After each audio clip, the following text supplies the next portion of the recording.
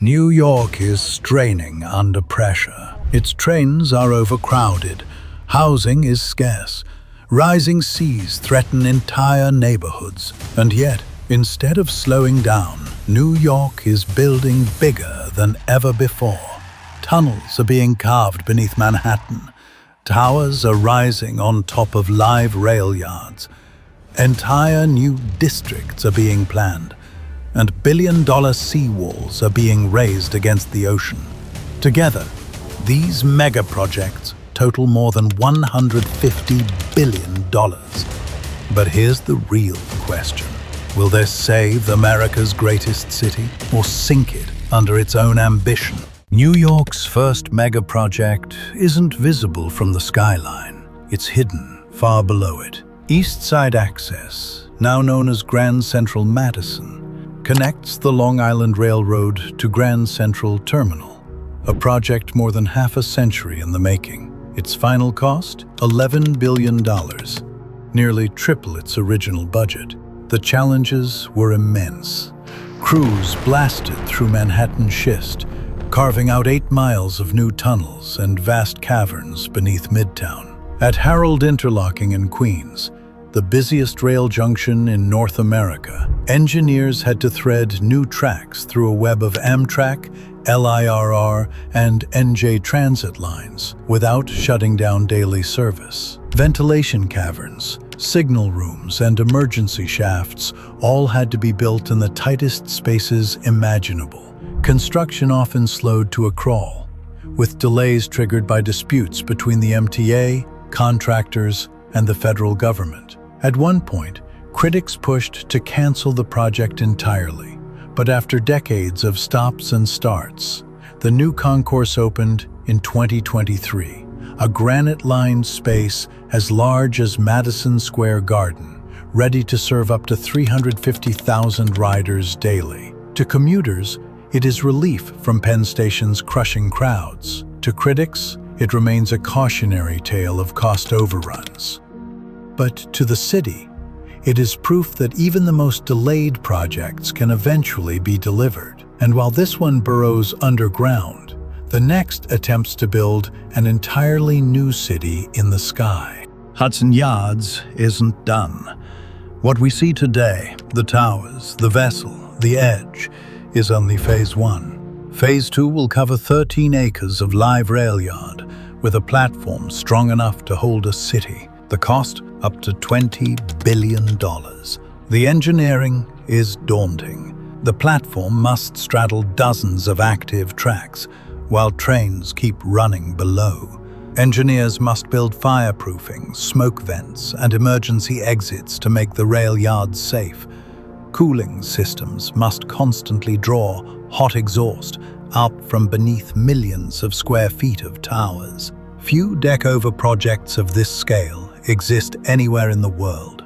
Above the platform will rise more than 10 skyscrapers, thousands of homes, schools, and parks. Supporters argue it's the only way Manhattan can grow, by building vertically. Critics say it repeats Phase 1's mistakes, prioritizing luxury development over affordability. Financing has slowed construction, with demand for office space uncertain in a post-pandemic city.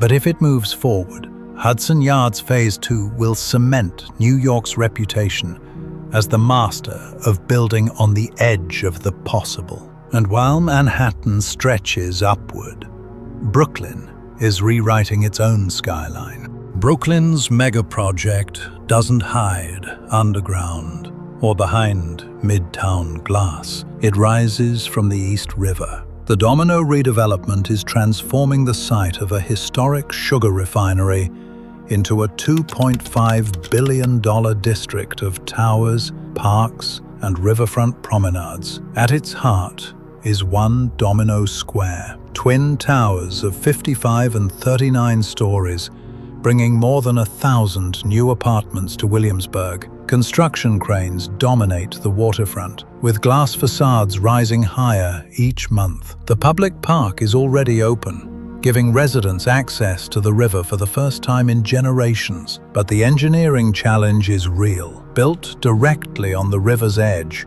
The towers required foundations drilled deep into soft soils and floodproofing systems designed to withstand future storm surges like Hurricane Sandy. Supporters hail the project as progress in a borough desperate for housing. Critics argue it accelerates displacement and raises rents across Williamsburg. But one thing is clear: Brooklyn is no longer playing second fiddle. Its skyline now challenges Manhattan's across the river, and now Queens is preparing a mega project even larger. Few cities would attempt it. New York plans to build an entire neighborhood over one of the busiest rail yards in the country. The Sunnyside Yard master plan covers 180 acres in Queens. Above the tracks would rise 12,000 homes, most designated as affordable, along with schools, offices, and public parks. Its price tag begins at $15 billion,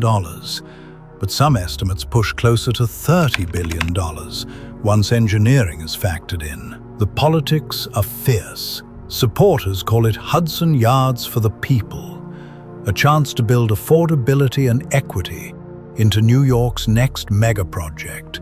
Critics say the cost is staggering, requiring decades of construction and funding the city may never find. The platform alone would take years, requiring ventilation towers, fireproof decking, and rail access maintained through every stage of construction. Still, if realized, Sunnyside could be the most transformative project in modern New York, a new city rising above the trains. And while Queens imagines new neighborhoods, Manhattan is bracing for the ocean. New York's most urgent megaproject isn't about growth, it's about defense. The East Side Coastal Resiliency Project stretches 2.4 miles along the Lower East Side. With a $1.5 billion budget, it raises parks and installs flood barriers to shield more than 100,000 residents from future storms. Construction is underway, with East River Park demolished and rebuilt in phases. Engineers are elevating the landscape by as much as 8 feet, hiding concrete walls within new lawns and playgrounds. Critics argue the project sacrifices cherished public space and moves too slowly to keep pace with climate change. Supporters counter that the city cannot afford delay. Hurricane Sandy proved how devastating storm surges can be. For Manhattan, this is not just infrastructure. It is survival at the water's edge. Together, these projects, tunnels, towers, neighborhoods, and seawalls, form a $150 billion gamble that will define New York's century. If they succeed, the city cements its place as America's engine of growth. If they fail, New York risks drowning in its own ambition. Either way, the world is watching. Which of these mega projects do you think will shape New York's future most? Drop a comment below, and don't forget to subscribe for more mega project stories every week.